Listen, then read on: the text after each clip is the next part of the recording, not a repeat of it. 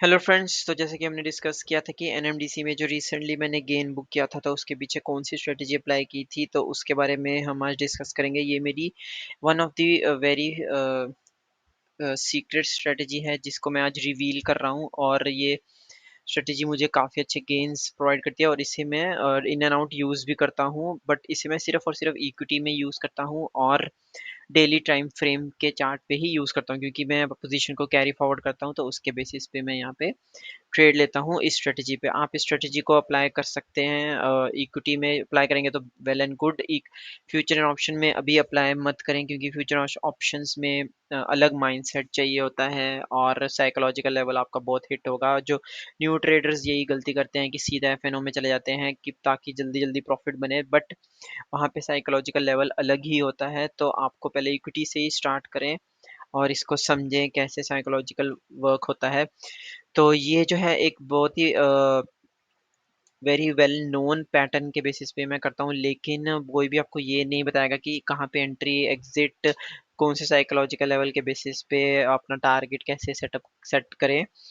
तो चलिए वीडियो को शुरू करते हैं। और अगर आप इस स्ट्रेटजी के बेस पे ट्रेड लेना है आपको, यहाँ लेने का सोचेंगे इन फ्यूचर, तो अपने फाइनेंशियल एडवाइजर से पहले ज़रूर डिस्कस करें और अपनी ड्यू डिलिजेंस के हिसाब से ही ट्रेड लें।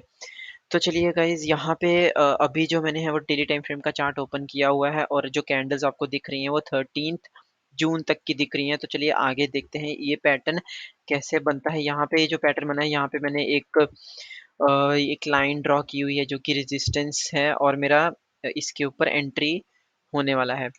तो चलिए अभी यहाँ पे देखते हैं। मार्केट अभी आ चुका है 26 जून।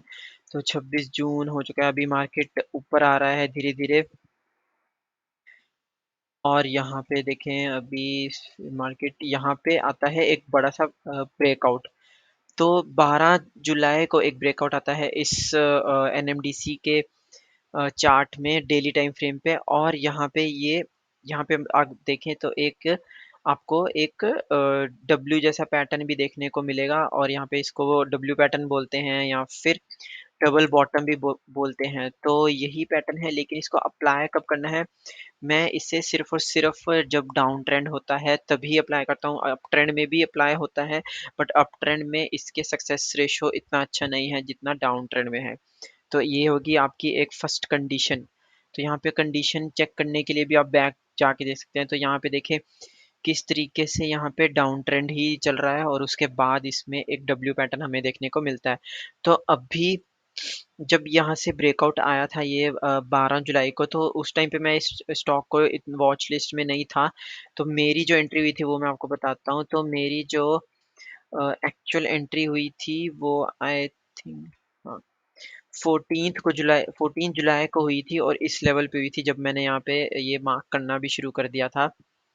ये देखिए इस लेवल पे मेरी एंट्री हो चुकी थी। जब ये मार्केट 14 जुलाई को जब मार्केट ओपन हुआ था, कि मार्केट यहाँ नीचे ओपन हुआ था, पहले नीचे गया फिर ऊपर गया। तो यहाँ 14th को मैंने 112 के अराउंड पे मेरी एंट्री जो हो गई थी। तो मेरी एंट्री और एग्ज़िट के स्क्रीनशॉट्स भी मैं शेयर कर दूँगा, वो आपके स्क्रीन पे दिखेंगे भी। तो यहाँ पे मेरी जो एंट्री हो गई थी और मैंने मिनिमम मैं 1:2 का तो रिस्क रिवॉर्ड लेके चलता ही हूँ। तो यहाँ पे मेरा स्टॉप लॉस था जो प्रीवियस कंसोलिडेशन एरिया था उसके नीचे ही बेसिकली मैं अपना स्टॉप लॉस रखता हूँ। जैसे कि यहाँ पे कंसोलिडेट हुआ था और इसके नीचे मैंने स्टॉप लॉस रख दिया था। अब यहाँ पे आपको साइकोलॉजिकल लेवल भी सीखने को मिलेगा इस ट्रेड में, और देखिए किस तरीके से। तो नेक्स्ट डे ये मार्केट ऊपर जाता है, फिर देखिए किस तरीके से ये नीचे आता है। अभी जो न्यू ट्रेडर होता है वो सोचता है कि मैं तो लॉस में आना शुरू हो गया हूँ, तो क्या मैं इस ट्रेड को कट कर दूँ या फिर अपना स्टॉप लॉस कम कर दूँ। तो ये सब चीज़ें जो होती हैं वो आपको एक कंसिस्टेंसी उसमें लैक करती हैं। तो सबसे आपका ज़रूरी है माइंडसेट सही होना बहुत ज़रूरी है। तो फिर नेक्स्ट चलते हैं आगे। यहाँ पे देखिए 20 जुलाई तक ये नीचे ही रहा। तो इस ट्रेड में एक्चुअली मुझे जो है वो 10% 11% का गेन हुआ था, और वो अराउंड 40 डेज़ में। तो 40 डेज़ में 11 टू 12% का gain is not a bad gain. तो चलिए आगे चलते हैं। यहाँ पे फिर कंसोलिडेशन हुआ और मार्केट अब ऊपर जाने लगा। धीरे-धीरे देखिए किस तरीके से यहाँ पे एक बड़ी-सी कैंडल बनी 2-3% का यहाँ पे मूव आया और नेक्स्ट डे फिर एक पॉज़ कैंडल बनी। अभी हम पीछे जाके देखें तो यहाँ पे जो है वो रेजिस्टेंस एरिया भी था। तो अभी इस स्टेज में न्यू ट्रेडर्स भी यही करते हैं कि अब इनको सोचते हैं कि 1:1 तो मिल रहा है, तो या तो वो एग्ज़िट कर दें या फिर इसको ट्रेल करें। अभी यहाँ पे आप देखें तो यहाँ पे हम प्रीवियस स्विंग जो यहाँ पे ये बना हुआ है, यहाँ पे हम ट्रेल भी कर सकते थे। यहाँ इस लेवल पे अपना स्टॉप लॉस कम कर सकते थे, बट जनरली मैं ट्रेल ऑलमोस्ट 1:2 के बाद ही करता हूँ। तो यहाँ पे मैंने ट्रेल भी नहीं किया था, मैंने स्टॉप लॉस वहीं का वहीं रखा हुआ था। हालाँकि वो नीचे नहीं आया था या आया था वो देखते हैं। अभी देखिए नेक्स्ट डे फिर एक बड़ा-सा डाउनफॉल आ गया। अभी यहाँ पे साइकोलॉजिकल बहुत ज़्यादा इफ़ेक्ट होती है कि अब ये हमें लगने लगता है कि ये अब नीचे आ ही जाएगा, तो हमें अब यहाँ से एग्ज़िट कर देना चाहिए। तो ये जो न्यू ट्रेडर्स होते हैं उनके साथ बहुत होता है, मेरे साथ भी बहुत होता था कि अभी हम ट्रेड में घुस तो गए हैं, अब प्रॉफ़िट जो हमें दिख रहा था वो प्रॉफ़िट भी हमारा कम हो गया है, तो जितना है हम वो ही लेके निकल जाते हैं। तो यही हमारी सबसे बड़ी गलती होती है कि हम प्रॉफ़िट्स जो है वो फटाफट एग्ज़िट करते हैं, लेकिन अपने लॉस को होल्ड करते रहते हैं। तो ये हमें बिल्कुल भी नहीं करना है। तो यहाँ पे फिर मार्केट नीचे आ गया, अभी जो हमारा प्रॉफ़िट हो रहा था वो लॉस में चला गया है। अभी हम पहुँच चुके हैं 8 अगस्त को। फिर यहाँ पे फिर से बाउंस बैक आने लगा क्योंकि यहाँ से एक मूवमेंट आया था, ये एक अच्छा सपोर्ट एरिया बन गया। अब यहाँ पे हम चाहें तो अपना स्टॉप लॉस ट्रेल कर सकते हैं ताकि हमें स्टॉप जो है वो हमारा कम हो, लॉस कम हो और अगर हमारा टारगेट अचीव ना भी हो तो हमारा लॉस भी कम हो। यहाँ पे हम ट्रेल कर सकते हैं क्योंकि अभी ये अच्छा स्विंग बन चुका था।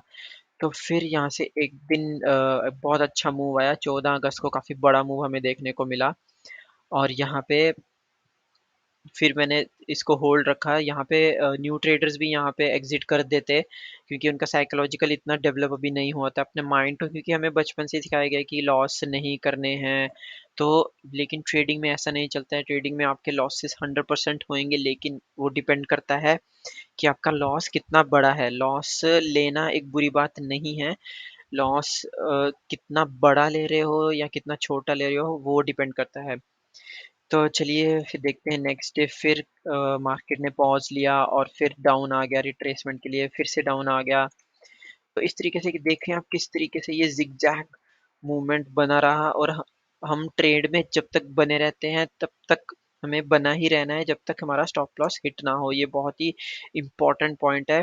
एक चीज़ तो आप दिमाग में बिठा ही लो कि 100% कोई भी सही नहीं होगा, लेकिन जो आपने अगर सेटअप बनाया है उस पे आपको कंटिन्यूअसली प्रोसेस करते ही रहना है, ट्रेड्स उस सेटअप पे लेते ही रहना है, भले ही आपके 4-5 स्टॉप लॉस हिट हो जाएँ, लेकिन आपको ट्रेड्स लेते रहना है। अगर उसकी प्रोबेबिलिटी अच्छी है, आपने बैक टेस्टिंग किया हुआ है, तो आपको कंटिन्यू उसमें रहना चाहिए। यही सबसे बड़ा इम्पोर्टेंट साइकोलॉजिकल पॉइंट है और मैंने अपनी साइकोलॉजिकल मोस्टली मार्क डगलस की कुछ बुक्स पढ़ के सही की है, तो उन साइकोलॉजिकल लेवल्स पे भी हम डिस्कस करेंगे आने वाली वीडियो में कि कैसे साइकोलॉजिकल लेवल पे हम काम कर सकते हैं, तो वो भी हम डिस्कस करेंगे। तो अभी यहाँ पे अच्छा मूवमेंट आने लगा इसमें 22 अगस्त को, तो आज 24 अगस्त को मैं ये वीडियो बना रहा हूँ, तो देखिए किस तरीके से फिर 23 अगस्त को यहाँ पे जो मेरा टारगेट था वो यहाँ पे जो है वो हिट हो गया। तो ऑलमोस्ट 11% के अराउंड मेरा जो टारगेट था यहाँ पे 1:2 का था, अगर आप देखें यहाँ पे 1:2 का दिख रहा है। तो 5% का हमारा लॉस था और 5.2 और 11.47% का हमारा गेन था, तो परफेक्ट 1:2 था। तो अभी यहाँ पे प्रॉफिट मैंने बुक कर लिया 23 को और 24 तारीख को ये फिर से जो है वो नीचे आ गया था, एक गैप अप ओपनिंग के बाद नीचे आ गया है यहाँ पे मार्केट। तो अभी यहाँ से कहाँ जाता है वो हमें पता नहीं, लेकिन अभी यहाँ पे ग्रीड का भी एक ऑप्शन आता है, जब हमारा टारगेट हिट हिट होता है तब हम जो न्यू ट्रेडर्स होते हैं वो सोचते हैं कि चलो अभी यहाँ तो आ गया है हम, तो अभी और प्रॉफिट के लिए हम रुकते हैं, तो वहाँ पे ग्रीड भी आ जाती है। तो इस ट्रेड में ये ट्रेड मैं इसलिए शेयर कर रहा हूँ और ये वाली स्ट्रेटजी इसलिए शेयर कर रहा हूँ कि इस ट्रेड में भी और इस स्ट्रेटजी में आपको समझ में आएगा कि किस तरीके से साइकोलॉजिकल हमें सेट रहना है और हमारा टारगेट आने पे हमें एग्ज़िट भी करना है, क्योंकि प्रॉफ़िट तभी होगा जब एग्ज़िट भी हम होंगे।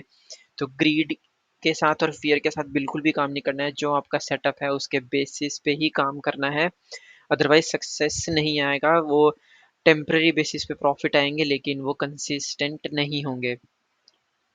तो इस तरीके से ये सेटअप जो है वो काम करता है। अगर आप डाउन ट्रेंड में डब्ल्यू पैटर्न देखते हैं, तो आपको डब्ल्यू का जो इसका जो मिड पॉइंट होता है उसके ब्रेक पे आप एक ट्रेड ले सकते हैं। लेकिन अगर ये बहुत बड़ा ग्रीन कैंडल बनता तो मैं इसका रिट्रेसमेंट का वेट करता। तो यहाँ पे ये एक अच्छा ग्रीन कैंडल बना था, इसके ब्रेकआउट पे ही मुझे ट्रेड लेना था लेकिन मैं उस टाइम पे ये वॉच लिस्ट में नहीं था, तो 1-2 दिन के बाद जब मैंने देखा, तो इसमें सेटअप बना हुआ है, तब मैंने इसमें ट्रेड लिया और वहीं से मैंने 1:2 रिस्क रिवॉर्ड लेके जो है वो चला। तो 40 डेज़ में मुझे ये अच्छा गेन मिला इसमें। तो आई होप आपको समझ आया होगा और मेरी जो ये एक सीक्रेट स्ट्रैटेजी है और जो मैं इन एंड आउट यूज़ भी करता हूँ इसको, और इससे मैंने काफ़ी अच्छे प्रॉफ़िट्स भी जनरेट किए हैं और इसको मैं यूज़ करता भी रहूँगा। तो आई होप आपको समझ आया होगा और अगर आपको वीडियो अच्छा लगा तो please like, share and subscribe my channel, और कमेंट बॉक्स में भी टाइप करें कि अगर आपके कोई भी क्वेश्चंस हैं तो, और अगर आपको कोई भी इसमें डाउट है या कोई भी किसी तरीके का कोई क्वेश्चन है पोजीशन साइजिंग को लेके, तो आप क्वेश्चन कमेंट बॉक्स में डाल सकते हैं, तो उसको मैं एड्रेस करूँगा अपनी अपकमिंग वीडियोस में। तो guys, thank you very much for watching my video. Keep learning, keep practicing, और चलिए मिलते हैं नेक्स्ट वीडियो में। Till then take care and